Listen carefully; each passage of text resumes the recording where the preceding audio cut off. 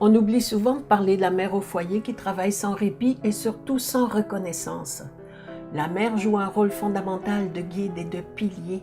C'est un trésor de ressources multiples qu'elle transmet à ses enfants. Nous sommes dans une région rurale où les ressources de la terre sont toujours présentes. La pauvreté oblige parfois de très jeunes filles à partir travailler dans des maisons privées afin de soulager la famille ou encore d'être retirées tôt de l'école pour seconder la mère qui en a grand besoin. Les garçons, eux, aident le père aux travaux de la terre, bien souvent après une troisième année. À Actonville, quelques usines procurent aussi du travail. Les filles qu'ils pouvaient allaient à l'école normale car on avait grand besoin de ces jeunes institutrices dans les écoles. Mais elles devaient quitter l'enseignement dès qu'elles se mariaient.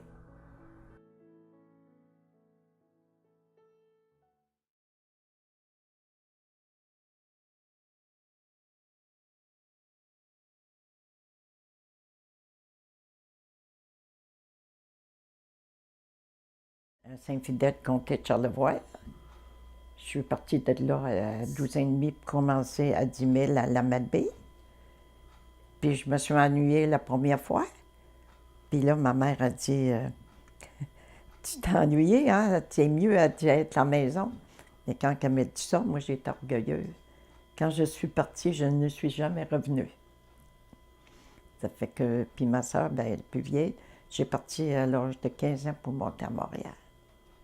Puis c'est là que j'ai fait ma vie. Ben nous autres, à 12 ans et demi, là, moi, j'étais encore un enfant. Euh,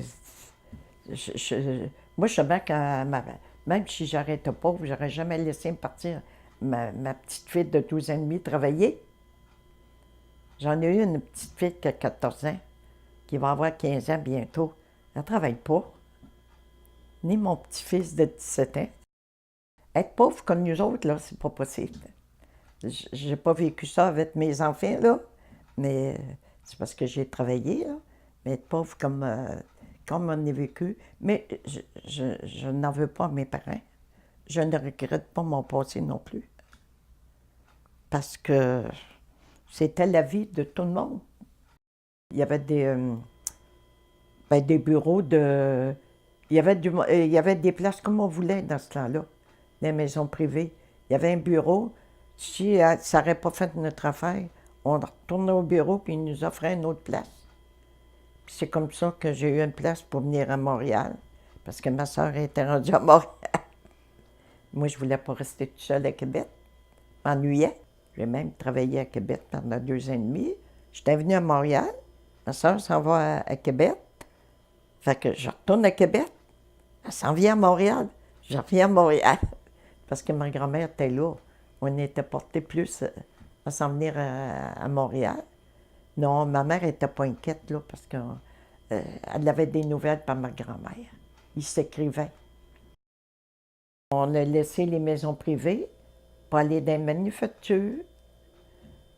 Après une manufacture, ben, c'est là qu'on s'est mariés. Les premières années, je n'ai pas travaillé. Après ça, j'ai travaillé comme serveuse pour emporter plus d'argent, pour me payer tout ce que je voulais, que je n'avais pas eu quand j'étais jeune.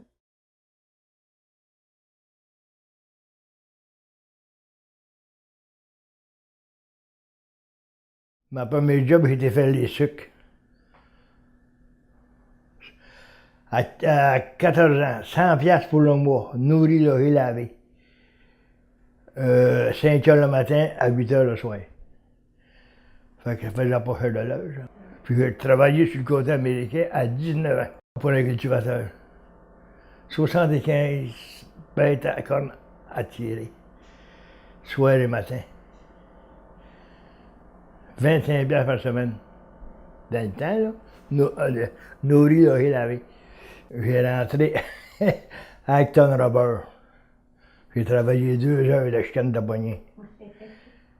J'ai parti de là, j'ai monté chez FX Pelchat, bloc de ciment. Là, j'étais 7 ans. C'est là que ça a commencé. Après ça, ben, l'hiver, ben, les blocs de ciment, on a fait là-bas l'hiver. L'hiver, ben, j'étais dans le bois. J'ai commencé là, au Canada. Ça s'appelait à travailler, ça. Puis quand j'étais un peu plus vieux, je suis venu à bout de m'acheter un yacht. Parce que mon chat, je l'ai encore. Il est encore dans la boutique. Et puis, il voulait avoir une lime à 4 écarts. Il n'y en a pas un qui connaissait ça. On débutait tout au Canada. Pour le Sicilon, là. On fait tout au Canada, puis les branchages, c'était à hache. On n'a pas d'autre chose. Ça, il faut faire bien. Faut pas limer trop vite. Puis limer tout égal. Si tu veux une dent qui va bien, ça c'est limer tout égal. Puis baisser les cœurs. Parce que tu laisses les cœurs hauts, ton Canada ne coupe pas. Il coupe, mais il va faire de boucher. Un gauche, un droit. Faut que tu affiles un bord. Après ça, tu leves ton Canada de bord, tu affiles l'autre bord. Pas de juste avec notre linge, puis on achetait nos chiottes là-bas, nos limes, nos haches. On prenait tout au camp. Avec ça, on commençait à travailler. Puis quand ça brisait, si je étais capable de ramasser, on ramassait, puis quand ça ne verrait pas, bon, on achetait à la compagnie. Alors, les lames de chiottes, de temps en temps, ça cassait. Un obteur, quand tu t'en apercevais pas, là, ça serre la lame, tu continues à acier à cause. Une lame coûtait 1 pièce et demie, c'était pas bien cher, mais dans le temps, 1 pièce et demie, c'était de l'argent. On gagnait à 3 pièces la corde pour bûcher. Moi, quand j'ai commencé, quand je venais à bout de faire 2 cordes par jour, c'était bon. Après ça, ben là, la vieille, j'ai venu plus vieux, plus fort. Puis là, ça montait. Maintenant, on a fait de l'argent. Bois de pulpe. Le bio descendait pour les scieries, puis le 4 pieds descendait à Trois-Rivières, puis Shawinigan. Du bois de papier. Le carton, puis le journal, puis tout ce qu'on veut. Pour commencer, il fallait que tu mêles tes affaires. Parce que les gars, ils te remettaient à plomb, c'était pas long. Et puis, tout ouvrage, c'était tout fait à mitaine ou bien avec des chevaux. On bûchait. Quand on bûchait avec un cheval, on bûchait sur les flancs de montagne. Il y en a un qui coupait en haut. Le cheval, il voyageait tout seul. Il montait, puis il montait en l'air, l'autre attaquait à l'aube. Le cheval le descendait. On le détachait, il remontait. Il faisait toute la journée. C'était le cheval de la compagnie. C'était fourni par les compagnies. Ça nous coûtait 1 pièce et demie par jour de pension. Un camp, il y a 150 à 250 hommes dans le même camp. Fait que la coquerie, c'est grand à la différence du camp pour tout rentrer le monde en même temps, le matin. Puis le soir, le midi, si t'as pas le temps de descendre au camp pour manger, tu te faisais un lunch le matin, tu partais pour t'en vas pour la journée à l'autre bout. Tu pouvais revenir, mais tu ne remontais pas. Fait que quand on montait le matin, on se faisait un lunch à la coquerie, puis on partait pour la journée. Ça allait bien ou mal, c'était à l'autre bout. Mais le cheval qui se faisait casser une patte dans le bois, ça arrivait. Il était au bout de la grange, le lendemain, il n'était plus. Il était dans le chaudron. Tu sais, là, c'était bon, la dent de Belchute, tout était bon, mais tu avais mangé du cheval pareil. Mais tout je mets du cheval comme du bœuf. J'ai passé l'hiver, un hiver à Saint-Michel-des-Saints, moi.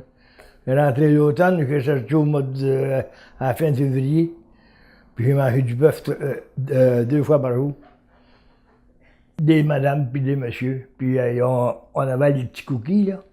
C'est celles qui mettaient les tables, puis ils mettaient les gâteaux sur les tables, les tartes. Tout, on était bien nourris. Ça dépendait tout le temps du bois. Si t'étais bien nourri, t'avais pas grand bois. Le bois était clair, le bois était petit, le bois... T'as dû aller chercher, mais t'étais nourri aux noces. Puis d'où il y avait gros de bois. Là, tu étais mal nourri. Quand on arrivait au camp, t'arrivais au camp, il donnait une paillasse. Ah ouais, avec les chevaux. À pied de la paillasse, l'orlier pareil. On couchait sur le foin, quoi. On était bien. l'International Paper à Tuc. Le bureau d'arrangement à la Tuc. Le bois à mesurer au 100 pieds cubes. Mesuré à buste.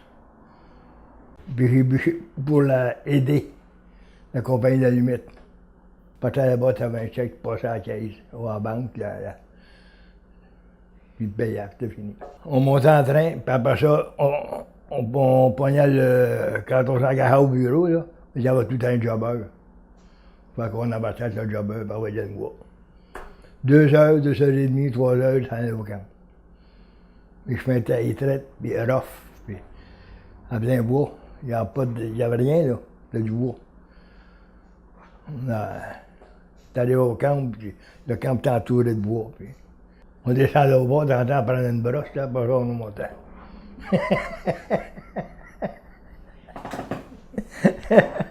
Ben, 6 mois, là, wow!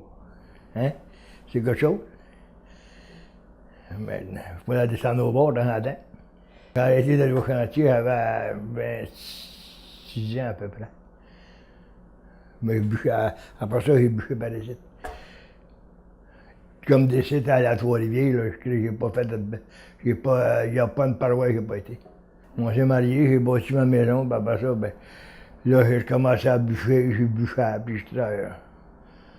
J'ai travaillé pour la municipalité, c'est la ville. Pour la ville, je travaillais dans le canal d'égout, là. Ça, c'était moyen. Il fallait swatcher. Parce que la terre, je me suis fait enterrer jusqu'ici. J'ai travaillé ici à la construction. J'ai travaillé pour moi, c'est la construction, c'est moi qui prenais mes contrats. Toutes mes affaires. Ah oui. Je travaillais. J'ai travaillé 6 mois pour mes cousins à Highton-Nevel. J'ai dit les cultivateurs arrêtent de travailler ces terres pour aller travailler dans le shop. Pourquoi moi j'arrêterais pas le bois pour aller travailler dans le shop? Fait que j'ai essayé ça. Ben, j'ai travaillé 3 mois. Au bout de 3 mois, je monte au bureau, j'ai dit, je vois mon cousin, j'ai dit, les 3 mois passés, j'ai dit une augmentation de salaire. Mais je t'ai informé en bas un peu comment l'augmentation de salaire était. Ah, des fois, ils donnent 5 cents de l'heure, 4 cents de l'heure. Il voulait sacrer mon camp, là, tu comprends? Hein? Il dit, toi, si tu veux, comment tu demandes de l'heure? Moi, je veux 30 sous de plus. Il dit, c'est fait. Ça allait avec la face mal longue. Hey, moi, je passais à sacrer mon camp dans le bois, là. Hein? Ils m'ont pogné. Fait que j'ai passé l'hiver là, mais le printemps, dehors, on s'en va. On filait de la pipe. De 7 h le soir à 7 h le matin. Fait que c'était long. Descendre à la Drave, ça descendait à Trois-Rivières, puis Shawinigan. Les gros mouniers de pipe, c'est là que ça allait. Ça. La Drave, ça, ils jettent le bois sur l'eau. Puis quand l'eau monte le printemps,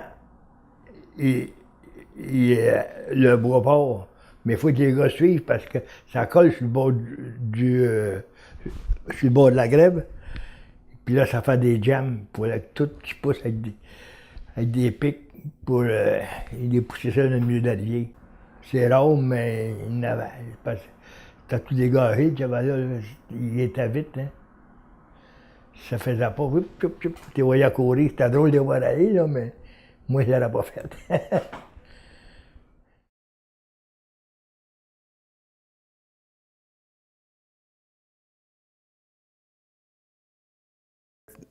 Là, papa a vendu la terre à Denis. Là, j'ai monté à Trois-Rivières. J'ai travaillé sur les bateaux. Puis quand j'ai été slacké par rapport que ceux qui étaient syndiqués ont pris notre place, là, j'ai été m'engager pour monter, bûcher dans le bout de la Tuque. J'ai été là 4 mois. Au chantier. Puis là, je m'en vais vous raconter une anecdote par rapport à ça, là. J'ai rentré au mois de septembre, et puis le 23 décembre au matin, on est à 12. On dit, on descend pour les fêtes chez nous. Le boss s'est dit, non, je ne veux pas que vous descendiez. Le lac est pas gelé. Il fallait faire 4000 dans le bois, il fallait traverser le lac 4000, puis ensuite 4000 pour se rendre au chemin de fer, pour descendre à Trois-Rivières. D'abord, c'est du je ne veux pas que vous partiez, le lac n'est pas gelé. Puis le lac avait 200 pieds de creux. Fait qu'il y en a un, il dit, c'est bien simple. Il dit, on va s'emmener un petit câble, on va s'attacher un câble après nous autres, puis à tous les 15 pieds, il va y avoir une personne qui va avoir encore un câble après lui. Si le premier cale, les autres vont pouvoir le tirer. Mais on n'était pas bien fin, hein. Le premier qui aura tombé, les autres auraient suivi, hein. Parce qu'on a fait, on a embarqué sur le lac, quand tout a été prêt, qu'est-ce qu'on fait? On y va dessus, bon, on y va pas. On fait un petit bout, d'un bon coup, la glace a craqué. On a tout arrêté. Puis là, on marchait à pas droit, hein, bien tranquillement. D'un bon coup, la glace craquait encore. Fait qu'il y avait un monsieur de Notre-Dame du Bon Conseil qui était en arrière de moi. J'ai dit au monsieur, j'ai dit, moi, je reviens. Non, ça ne sert à rien. J'ai dit, on va caler. Le monsieur, ben, il dit, j'aimerais bien ça, aller voir ma famille pour Noël. Oui, mais j'ai dit, si vous voyez votre famille dans le fond du lac, vous ne serez pas plus heureux. Ah, il voulait continuer. Bon. On a continué, mais on a réussi à traverser le lac. La glace craquette, mais finalement, on est mis en bout de traverser le lac. Mais ça a pris assez de temps que quand on est arrivé au chemin de fer, le train t'a passé. Fait qu'on a tous couché dans la gare. Puis le soir, ben, ça arriva que chez mon beau-père, il y avait une belle fille qui était là. Je la connaissais bien, mais j'ai été à l'école avec. Fait que là, ben, eux autres, ils m'avaient joué aux cartes. Puis moi aussi, je m'en joué aux cartes. Fait que je descendais là, j'allais jouer aux cartes, puis là, ben, je ne sais pas, il y a quelque chose qui m'a tombé dans l'œil. Je ne peux pas voir quoi, mais ça a commencé même tranquillement, tout bout de chambre, je me suis à les yeux. Hein. C'est là que ça a commencé, sortir avec elle, et puis finalement, on s'est mariés. On s'est mariés en 1947, c'est ça. Ben là, après qu'on était mariés, on a loué une maison dans le village de Roxton. Et puis là, j'ai été faire mon entrée à Lighton Rubber, ici. Donc j'ai travaillé, ben, il m'avait engagé pour 3 mois. Puis finalement, j'étais 40 ans à Lighton Rubber. La première année, d'abord, j'ai été engagé pour 3 mois, on est à 21, puis sur les 21, ils m'ont gardé 3. Là, ils m'ont transféré de nuit. J'ai été 1 an de nuit. Mais je pesais dans les 160 quand j'ai rentré de nuit. Puis quand j'ai lâché, je pesais 129. Je ne mangeais plus, puis je ne dormais plus. Alors, j'ai été voir pas le gérant, mais j'ai été voir le contremaître. J'ai dit, je ne suis plus capable de travailler de nuit, il va falloir que tu me transfères de jour. Il dit, j'ai rien pour toi de jour. Ben, je dis, d'abord, on va faire mes payes. Je ne suis plus capable de nuit. Ben, il dit, attends une minute. Il a descendu en bas, puis c'est le surintendant de la manufacture, c'était M. Drolette. Je ne sais pas si vous le connaissez, au Village Drolette. Ben non. Il dit, je vais te trouver quelque chose. Tu rentreras lundi matin, puis je m'en vais te trouver quelque chose. Puis lundi matin, quand j'ai rentré, ils m'ont placé sur le tennis. Puis quand le tennis a été fini, là, il me slackait encore, j'avais pas le choix. Benoît, il dit, soit que je te slack ou je te transfère de nuit. De nuit, Benoît, j'ai dit, je ne le vois pas, ça ne sert à rien. On tout ça dans la tête, je n'irai pas de nuit, je ne suis pas capable. Ben d'abord, il dit, tu as travaillé 1 an de nuit, il dit, tu as appris pas mal à faire la chaussure, et je m'en vais te sortir un convoi individuel. Fait que là, il m'a sorti 60 paires de chaussures à faire individuelles. Puis il dit, quand il manquera quelqu'un sur les convois, tu iras remplacer. Correct. Fait qu'il m'a sorti des chaussures à faire individuelles. Quand il manquait pas personne, je faisais mon ticket. Puis quand il manquait quelqu'un, il fallait que j'aille le remplacer sur le convoi. Puis le soir, j'étais obligé de rentrer pour faire mes 60 paires de chaussures parce que ça prenait les formes pour le lendemain. Là, je m'en revenais encore pareil, là, je maigrissais parce que ça va pas d'allure, je travaillais là, encore jour et nuit. Là. Puis une bonne journée, ben, j'ai vu qu'il avait signé un job sur le convoi 14, poseur de quartier. Là, je me suis en ailleurs, puis là, j'ai été 28 ans sur ce même ouvrage, là, à poser des quartiers, poser des vins. Un quartier, c'est ce qui se pose sur le dessus de la chaussure, une chaussure d'hiver, là. Et puis, un vin, c'est quand vous prenez un bâton, puis vous posez une hausse de cuir. Fait que le bâton, il y a un vin en avant, fait que je posais le vin, ça, j'ai fait ça. Regardez-moi, il pousse croche. Là, j'ai fait ça pendant 28 ans. Mais en entre-temps, je suivais des cours. Je suivais des cours d'anglais, des cours de comptabilité, entre 5 cours que je suivais en tout cas. Puis Benoît Letate s'en vient me retrouver, pendant que les autres allaient aux 10 minutes, moi j'avais mon livre, c'était des cours du nord de Saint-Hyacinthe. Fait que je suivais les cours, pendant qu'elle allait aux 10 minutes, il dit, Benoît arrive, il dit, qu'est-ce que c'est cette affaire-là? Il dit, je te vois tous les jours étudier là-dedans, c'est quoi ça? Ben, je suis des cours de comptabilité, d'anglais, puis tout ça. Il dit, coudonc, il dit, quelle année tu as fait? Hein? Ben, j'ai dit, je ne peux pas te dire quelle année. J'ai fini ma 9e année, puis ensuite, j'ai été faire mon élément latin à Papineauville.